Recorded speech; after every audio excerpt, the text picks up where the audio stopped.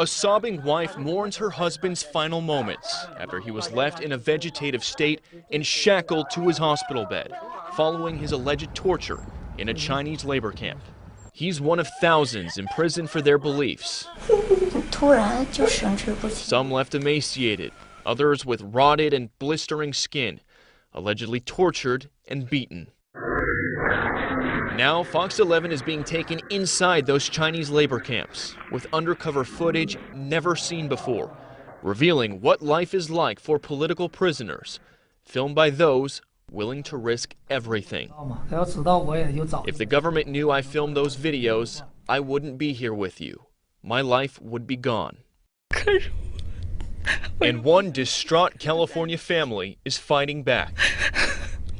They say their loved one was tortured and killed in a Chinese labor camp almost 20 years ago.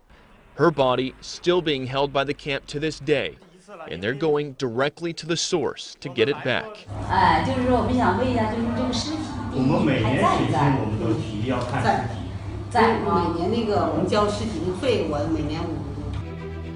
My name is Yifei Wang. The party wants us to forget about my sister, about my brother, and all the others. The family's ordeal, now the subject of a soon-to-be-released explosive documentary. We have undercover footage that they have really taken great risks to get out of China, and this is something that you don't see every day. In 1999, the Chinese government ordered the eradication of the spiritual meditation practice known as Falun Gong, calling it a heretic organization that threatens social stability. 我们要越听党的话，越要团结一致，越要共同努力。党和国家的前途和命运，坚持无神论，批判法轮功的社论，坚定共产主义理想信念。 The government began arresting and imprisoning hundreds of thousands of Falun Gong practitioners and shipped them to labor camps where they were set to be re-educated. This was the scene in Tiananmen Square in 2001 as the Chinese government arrested hundreds of Falun Gong supporters. Yifei Wang was there with her sister that day. They were holding signs in support of Falun Gong. Both were arrested, separated, and imprisoned. Yifei was eventually released thanks to a sympathetic guard, but her sister Kafei never made it out. After 4 months spent in a Chinese labor camp, her family was told Kafei died of a heart attack. But after seeing her condition at the hospital, they allege she was tortured to death.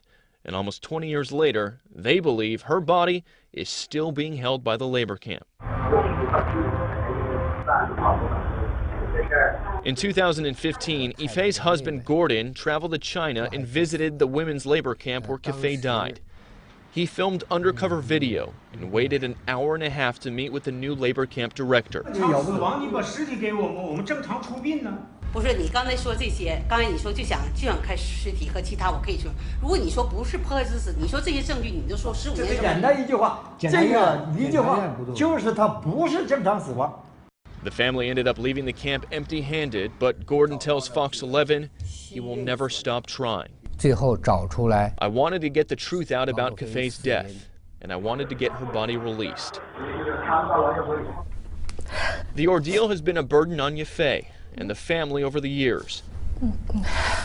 At the mention of her sister, she becomes emotional as she reminisces. 实际我是不太敢想。 I can't even think about her, because when I do, it always breaks my heart. I think about when we were young and would play together. She was a brilliant girl. Ming Yu is a friend of the family. He was also in prison for supporting Falun Gong. I was a very successful businessman. I had a clothing factory. I employed over 100 people. But after the persecution began, I lost my business. Yu tells Fox 11 he was able to shoot this undercover video at a labor camp he was imprisoned at by bribing a guard. He says he filmed it at the notorious labor camp during the 2008 Beijing Olympics, alleging it shows Falun Gong practitioners being forced to work extremely long hours to make products sold all over the world. He says the workers were given no breaks, and some were so exhausted they fell asleep under the very tables they were working on. He also filmed this video of a Falun Gong practitioner who he says was severely injured by guards at the camp. You can see he's shackled to his bed and underweight with lesions on his skin. If you're ever caught doing this kind of thing, videotaping the details of what's happening in these camps, you would lose your life.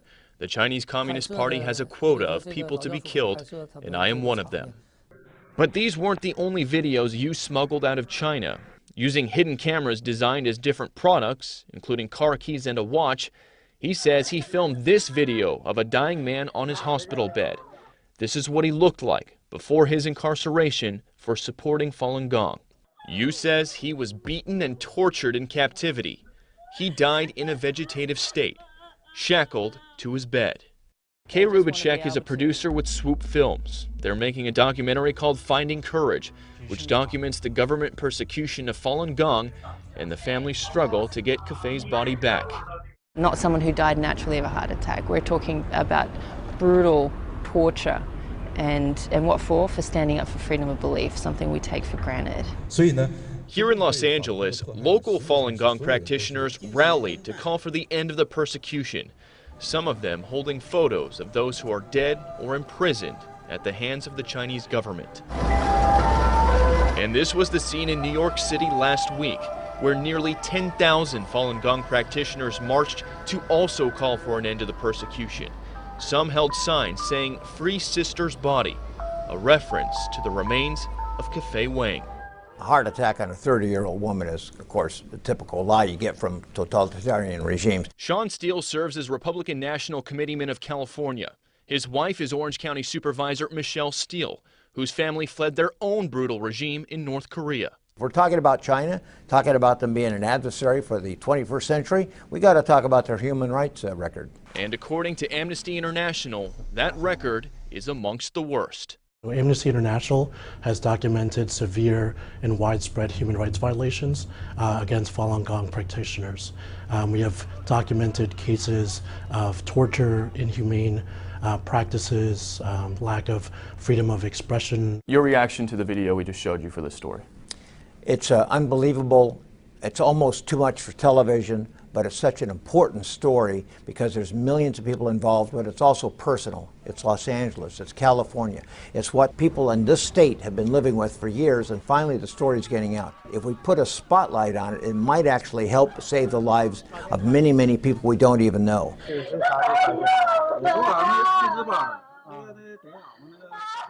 And Sean Steele says he is a hardcore human rights advocate, and he went on to tell us that he does plan to make the Trump administration aware of the ongoing persecution of Falun Gong in China, as well as the ongoing situation with Kafei Wang's body. Now, he also told us he will be making a presentation on this specific subject at the Republican National Committee next spring. We did reach out to the Chinese embassy in Washington, D.C. for a comment in response to this story, but as of tonight, we have not heard back from them. Guys? And Sean Steele is in communication with the president himself. Yep. Falun Gong, a lot of our viewers probably have never heard of this before. I'd never heard of it before. What is it about it that is, one, so scary for China, and two, so great that these people are risking everything to practice it? So there are tens of millions of Falun Gong practitioners in China. What is it exactly? You saw the people kind of doing the stretches. It's basically spiritual meditating and a sense of bettering yourself through spirituality. And why does the Chinese government have a problem with it? Again, there are tens of millions of them. They're very well organized. They've held protests before because of these crackdowns, and the government doesn't like that. They see it as a threat to their power, even going so far as to call it a menace to society. So it's really just, they're threatened by them. There's so many of them. At one point, years ago, they actually outnumbered the Communist Party. So for the family of the sister, they want her body back because it's been almost 20 years. Yeah, you would think, you know, what do they expect to get if they do get the body back? Yeah. What they're hoping to do is have a formal funeral for her, and more importantly, they want an autopsy. Again, the camp told her, or they told the family that she died of a heart attack at around 30 years old. The family doesn't believe that. They saw her at the hospital. They want an autopsy. They want to check for blunt force trauma on her bones, that sort of thing. Eye-opening reporting. Bill Malutian, thank you very much.